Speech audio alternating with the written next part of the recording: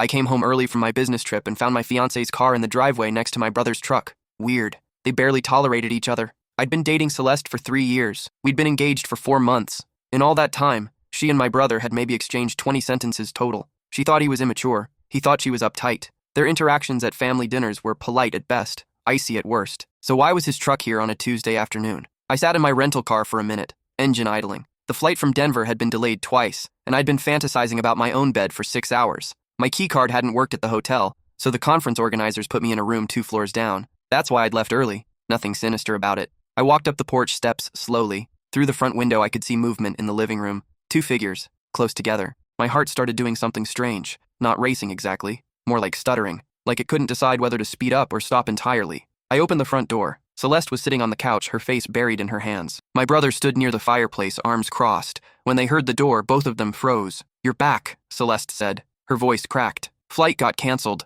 I lied. I don't know why I lied. "What's going on here?" My brother looked at Celeste. Celeste looked at the floor. The silence stretched so long I could hear the kitchen faucet dripping. "Someone needs to tell me something," I said. "Right now." My brother exhaled slowly. "It's about the wedding." "What about it?" Celeste finally looked up. Her mascara was smeared under her eyes. She'd been crying. "I found something," she whispered. "In your email." My stomach dropped. "You went through my email?" "Your laptop was open. A notification popped up." I wasn't snooping, but I saw her name. Her name. The room tilted slightly. "Who's Renata?" my brother asked. His voice was dangerously calm. I felt the blood drain from my face. Renata. We'd worked together at the Denver office 2 years ago, before I proposed, before I was even serious about Celeste. It had been nothing. A few months of late nights in hotel rooms during conferences. I'd ended it completely when I realized I wanted to marry Celeste. "She's no one," I said. "The email says otherwise." Celeste's voice had gone cold. "She's asking if you're still coming to her place after the Tucson presentation next month. She called you baby. That email is old. It's dated last week." The floor seemed to shift under my feet. Last week? That was impossible. I hadn't spoken to Renata in over a year. I deleted her number, blocked her on everything. "Let me see it," I said. My brother stepped forward. "Maybe you should sit down first." "I don't want to sit down. I want to see my own email." Celeste handed me her phone. She'd taken a screenshot. The email was there, clear as day. From Renata's work address, dated 6 days ago. The message was short. "Can't wait for Tucson.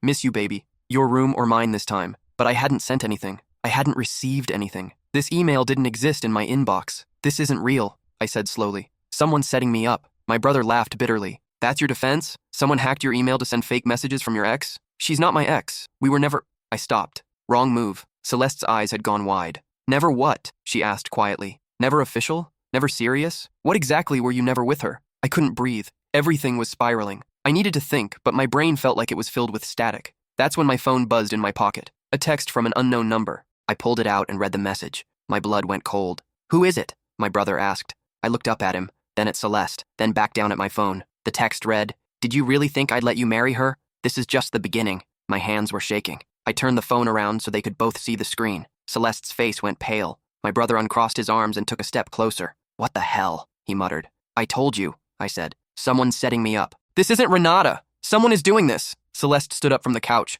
Her legs looked unsteady. "Who would do that? Who would go through all this trouble?" I didn't have an answer. My mind was racing through possibilities. Co-workers, old friends, people I'd wronged somehow without realizing it. But none of it made sense. Who would fabricate emails? Who would time this so perfectly? "We need to call the police," my brother said. "And tell them what?" I asked. "Someone sent me a threatening text. They'll file a report and nothing will happen." "Then what do you want to do?" I looked at Celeste. Her arms were wrapped around herself like she was trying to hold herself together. 4 months ago, I'd gotten down on one knee in her parents' backyard, and she'd cried and said yes before I even finished the question. Now, she was looking at me like I was a stranger. "Do you believe me?" I asked her. She didn't answer immediately. That hesitation cut deeper than anything else. "I want to believe you," she finally said. "But that email looked real, and you admitted there was something with her before." "There was, 2 years ago, before I proposed. I ended it because I chose you. You never told me about her, because it was over. It didn't matter. It matters now." My phone buzzed again. Another text from the same unknown number. "Check your email, the new one." My brother was reading over my shoulder.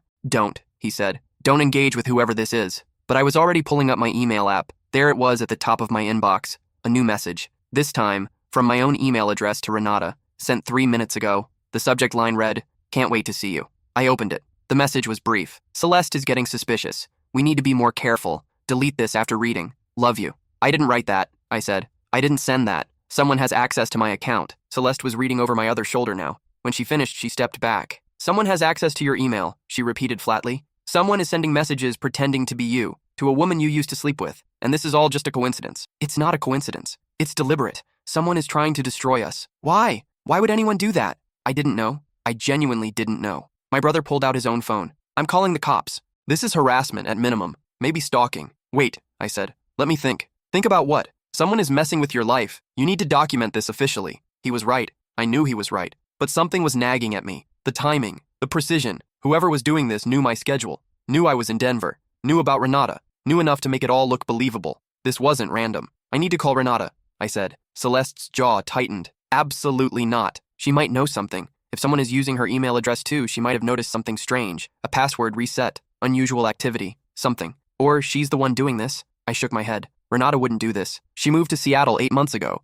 She's engaged to someone else. She has no reason to care about what I'm doing. How do you know she's engaged? The question hung in the air. I saw it on LinkedIn, I admitted, when I was cleaning up my professional contacts. That's it. I wasn't checking up on her. Celeste laughed, but there was no humor in it. You expect me to believe that? I expect you to trust me. After 3 years, trust is earned. And right now I'm looking at emails that suggest you've been lying to me for months. Those emails are fake. My voice came out louder than I intended. The neighbors could probably hear. I didn't care. My brother stepped between us. Okay, everyone calm down. This isn't helping. He was right. Fighting with Celeste wasn't going to solve anything. I took a deep breath. I'm going to prove this to you, I said. I don't know how yet, but I will. Someone is doing this, and I'm going to find out who. Another buzz, another text. She doesn't believe you. Smart woman. This is only going to get worse. I showed it to both of them. They're watching, my brother said quietly. They know what's happening in this room. We all looked toward the windows. The curtains were open. Anyone across the street would have a clear view of our living room. I walked to the window and pulled the curtains shut. My phone buzzed again. That won't help. A chill ran down my spine. We need to get out of here, my brother said. But Celeste was already grabbing her keys from the coffee table. I'm going to my parents' house, she said. I need to think. Celeste, please, don't. She held up a hand. I'm not saying I don't believe you.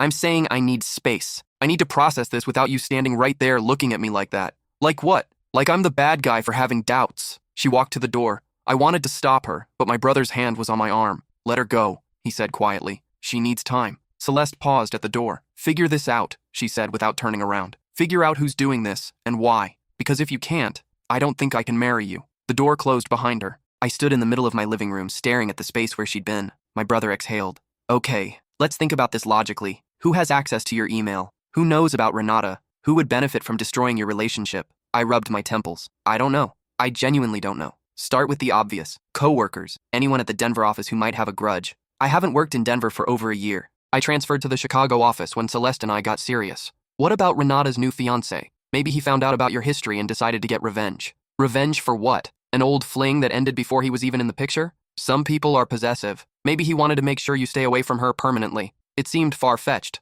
but nothing about this situation made sense. My phone rang. Unknown number. I answered it. Hello? There was silence on the other end. Then a voice, distorted, mechanical, like it was being run through some kind of filter. You should have stayed in Denver. Who is this? You ruined everything. Now I'm going to ruin you. What are you talking about? What did I do? The line went dead. I lowered the phone. My brother was watching me with a mix of concern and fear. What did they say? That I should have stayed in Denver. That I ruined everything. Ruined what? I didn't have an answer. We spent the next hour trying to track the unknown number. It was a burner phone, untraceable without law enforcement involvement. My brother finally convinced me to file a police report. The officer who came to the house was young, probably early 20s. He took notes with a skeptical expression that made me want to scream. So someone's sending you threatening texts and fake emails, he summarized. But you don't know who, and you can't think of anyone who would want to do this. That's what I'm telling you. And your fiancée left because she thinks you might be having an affair. I'm not having an affair. The emails are fabricated. He scribbled something in his notebook. We'll look into it. In the meantime, I'd recommend changing all your passwords,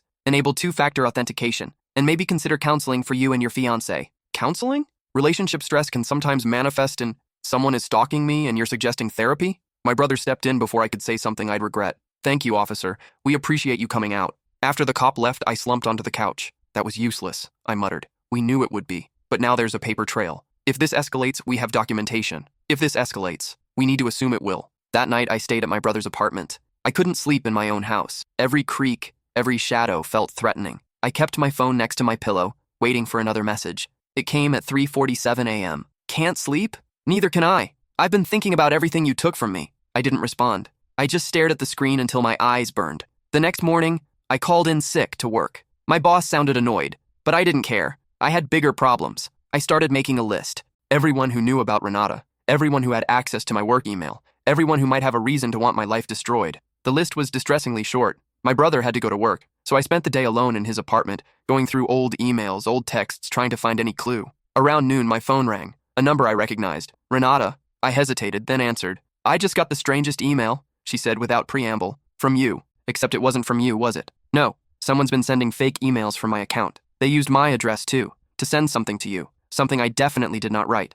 I know. I saw it. There was a pause. What's going on? Is someone messing with both of us? I think so. I was hoping you might have some idea who. I haven't thought about you in months, no offense. None taken. Same here. So why would someone drag me into this? I'd been thinking about that all night. Because you're the perfect weapon. We had history. Using you makes the fake affair believable. Does your fiancée know? About before? She does now. Oh, another pause. I'm sorry. For what it's worth, I'm not involved in this. I have no idea who would do something like this. I believe you. What about your end? Anyone who might want to hurt you? I went through my mental list again. I can't think of anyone. Think harder. Someone went through a lot of trouble. This isn't casual. This is personal. She was right. This level of planning required dedication. Obsession even. After we hung up, I sat with my head in my hands. Personal. Someone I'd personally wronged. But who? Around 3 in the afternoon, Celeste called. I'm at my parents' house, she said. I told them we're having problems. I didn't give them details. Thank you for not. I'm not doing it for you. I'm doing it because I don't want my mother calling your mother. Fair enough. Any progress? She asked. I talked to Renata. She's being targeted too. Someone used her email address to send the fake messages. Silence. So you called her. To get information. She's as confused as I am. I'm sure. Celeste, please. I'm trying to figure this out. I know you are. It's just hard to hear you say her name so casually, like she's just some contact in your phone. She is. Now. Whatever she was before, she's nothing to me now. Then why did someone choose her specifically? Because it's the one thing that could hurt us. Whoever's doing this knows my history. They know what buttons to push. The call ended without resolution. Celeste said she needed more time. I said I understood, even though every fiber of my being wanted to drive to her parents' house and beg her to come home. That evening, my brother came home with takeout and a determined expression. I did some thinking at work, he said, about who would have access to your professional contacts and your personal schedule. And it has to be someone at your company, or someone connected to someone at your company. I've gone through the list. There's no one with a grudge big enough for this. What about IT? Someone with back-end access to the email servers. I hadn't thought of that. I don't know anyone in IT personally. You don't need to. If someone in IT was paid off, or if they had their own reasons, it was a long shot, but it was more than I had before. The next day I went into the office. My boss gave me a look when I walked in, clearly remembering my sick call, but I ignored him. I headed straight for the IT department. The guy at the front desk was about my age, with thick glasses and a coffee stain on his shirt. His nameplate read, Gordon Phelps. Hey, I said. I've been having some issues with my email. Strange messages, things I didn't send. Can you check the logs? Gordon looked up from his monitor. Strange messages? Yeah, like someone else is using my account. He frowned. That's a security issue. You should have reported this to your supervisor first. I'm reporting it now. Can you help me or not? He glanced around, then shrugged. Give me your employee ID. I watched as he typed, his fingers moving quickly across the keyboard. His frown deepened. Huh, he said. What? You've had some unusual login activity. Someone accessed your account from an IP address in... He squinted at the screen. Minneapolis. I've never been to Minneapolis. Figured. The access happened 3 times over the past 2 weeks. Each time, emails were sent and then deleted. Sent to who? He scrolled. Looks like someone named Renata Vasquez. I felt sick. Can you tell who did it? Can you trace it? Not from here. The IP is routed through a VPN. Whoever did this knew what they were doing. So we're at a dead end? Gordon hesitated. Not necessarily. The VPN might be anonymous, but whoever set this up needed your credentials. Phishing attack maybe. Or someone who had direct access to your device. Direct access. I thought about my laptop, sitting on my desk at home. The one Celeste had seen the email notification on. But Celeste wouldn't do this. That made no sense. Then who? I thanked Gordon and left, my mind racing. Someone with access to my laptop. Someone who could have installed something, taken my credentials without me knowing. I thought about everyone who'd been in my house over the past few months. Celeste, my brother, my parents when they visited for the engagement party, Celeste's parents, a few friends from work, the cable repair guy who'd come last month. That stopped me cold. The cable guy. I'd let him into the house, left him alone in the living room while I went to get water. My laptop had been on the coffee table. But why would a random cable technician target me? Unless he wasn't random. I called the cable company and asked about the technician who'd serviced my address last month. They put me on hold for 15 minutes before telling me they had no record of a service call at my address. My heart stopped. No record. No official technician. I'd let a stranger into my home. A stranger who'd had access to my laptop.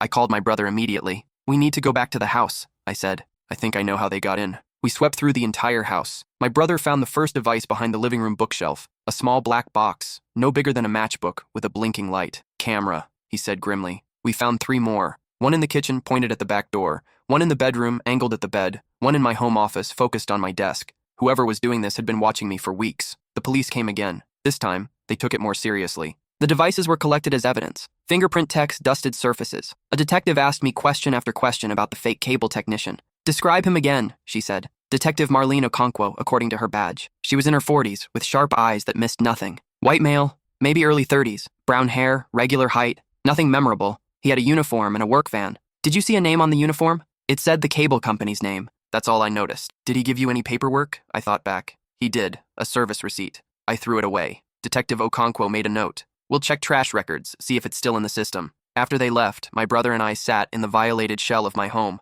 "This is insane," he said. "Someone installed cameras in your house, watched your life, and then used what they learned to destroy your relationship. But why? That's what we need to figure out." I went through everything again. The cable guy had come about 6 weeks ago. A few days after, I'd flown to Denver for a conference. That must have been when they'd accessed my laptop, but that still didn't explain who. The next morning, Detective Okonkwo called. "We got a hit on one of the camera devices," she said. "Serial number traces back to a bulk purchase made by a company called Clarity Consulting. Ring any bells?" It did. Clarity Consulting was the company that handled our corporate security training. They'd done workshops at the office for the past 3 years. "I know them," I said slowly. "They work with my employer. We're going to need access to your company's records, employee lists, particularly anyone who might have worked closely with both you and this consulting firm." My boss was not happy when the police showed up at the office. But when Detective Okonkwo explained the situation, his annoyance turned to concern. "Someone's been stalking one of my employees?" "It appears so. We need to identify anyone who might have had both access to the consulting firm's equipment and personal information about the victim." They pulled records,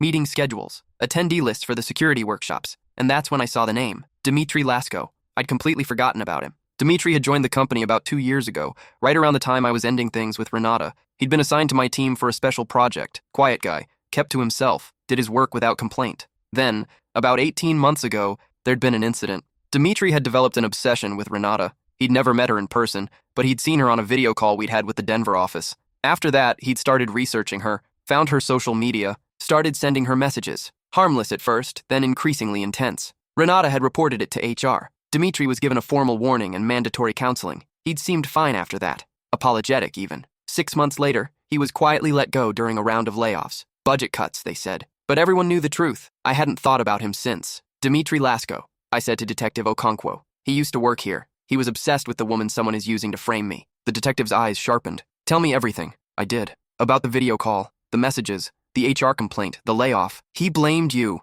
she said when I finished. "It wasn't a question. I was his team lead. I had to document the incidents for HR. My report was part of what got him terminated. And you think he decided to get revenge by destroying your relationship and framing you for an affair with the woman he was obsessed with." When she said it out loud, it sounded almost too perfect, too neat. But the more I thought about it, the more it made sense. Dmitry had been fascinated with Renata, probably still was. In his mind, I'd taken her from him somehow, and now I was getting married to someone else, living my life, while he was unemployed and alone. "Can you find him?" I asked. "We'll try. Do you have a last known address?" I didn't, but HR did. The address turned out to be old. Dmitry had moved. But his landlord remembered him and provided a forwarding address. The police found him 3 days later. He was living in a small apartment on the other side of the city. When they searched the place, they found everything. Printouts of Renata's social media profiles, photos of me taken from a distance, notes detailing my daily routine, and, most damning, the equipment used to install the cameras in my house. Detective Okonkwo called me with the news.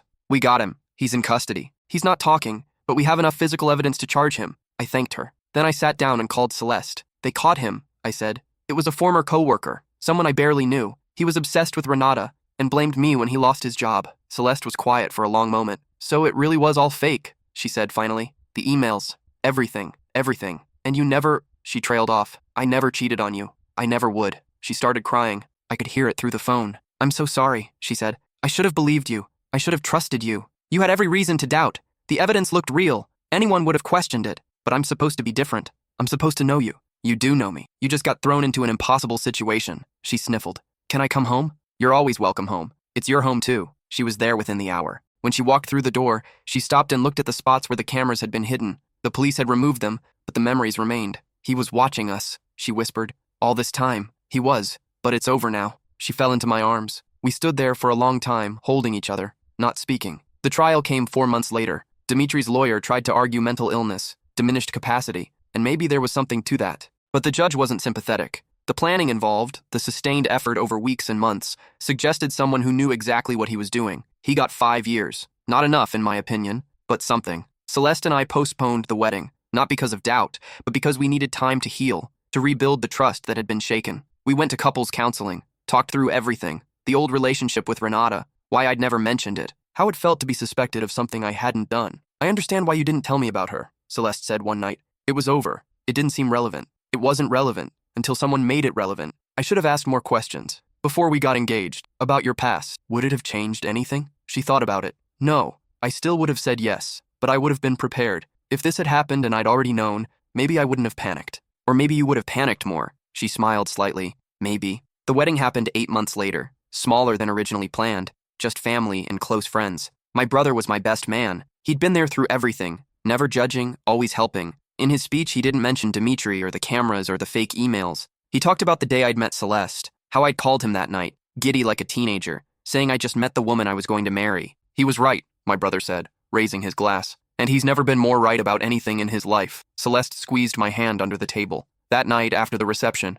we went home to the house where it had all happened. The cameras were gone. The memories were fading. What remained was just the two of us, starting our life together. Do you think you'll ever forget? She asked as we lay in bed. Forget what exactly? All of it. The doubt, the fear, the feeling that everything was falling apart. I considered the question. No, I don't think I'll forget, but I don't think I need to. It's part of our story now. The obstacle we overcame. That's a romantic way of looking at it. I'm a romantic guy. She laughed and kissed me. We'd made it through. A year after the wedding, I got a letter. No return address. I almost threw it away, my hand trembling slightly at the thought that it might be from Dimitri, but he was still in prison. The postmark was local. I opened it. Inside was a single sheet of paper, a printed article from a community newspaper. The headline read, "Local man launches security consulting firm to protect stalking victims." Below was a photo of Gordon Phelps, the IT guy who'd helped me trace the email intrusions. He'd quit the company a few months after my incident. I hadn't thought much of it. People left all the time. But apparently, my case had affected him more than I'd realized. He'd started his own company, specializing in detecting surveillance devices and tracing digital stalkers. The article mentioned my case as inspiration,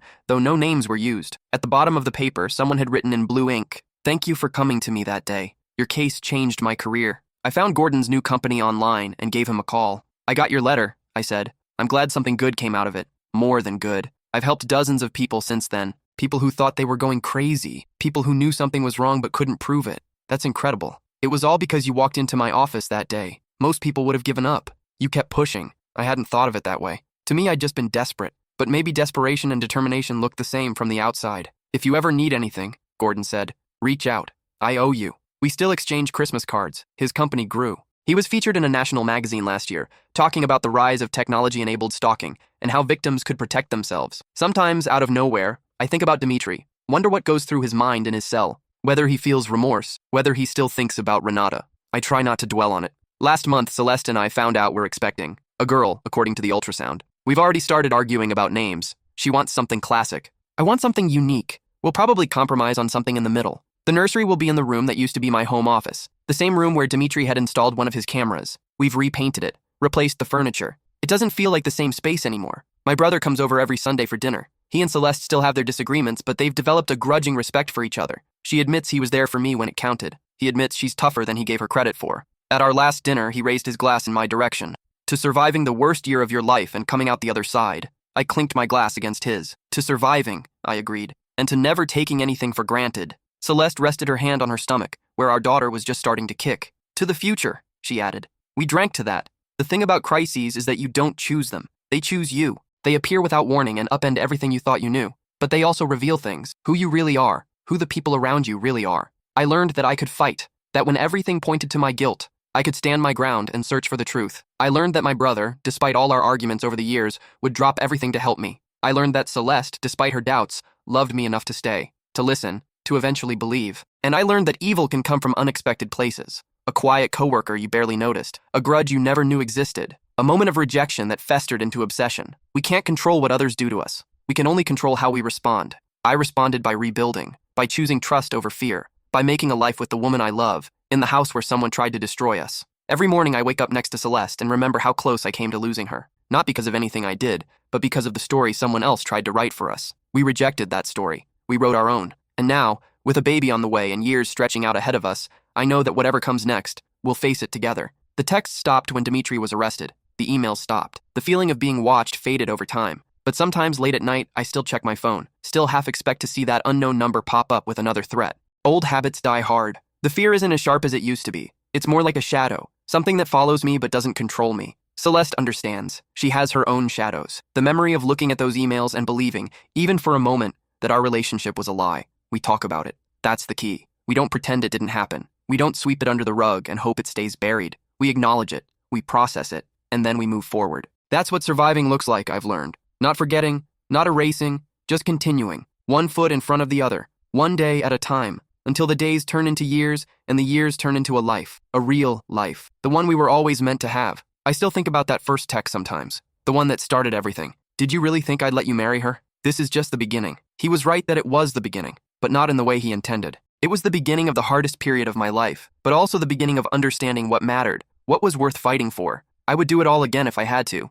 Every terrifying moment, every sleepless night, every fight with Celeste, every dead end in the investigation. Because on the other side of it all was this, our home, our family, our future, the one thing Dimitri could never take away, the one thing that was truly ours. Some nights when Celeste is asleep and the house is quiet, I stand at the window and look out at the street, the same view that Dimitri must have watched so many times, planning, waiting, hating. I wonder if he ever imagined this outcome. Me, standing here, happy. Him, locked away, forgotten. Probably not. People like him can't imagine a world where they don't win, where their plans fall apart, and the people they target go on to live full lives without them. But that's exactly what happened. And every day that I wake up next to my wife, in our home, with our daughter growing inside her, is a reminder that he failed. He wanted to take everything from me. He took nothing. I have Celeste. I have my brother. I have my family. I have the truth. That's more than enough.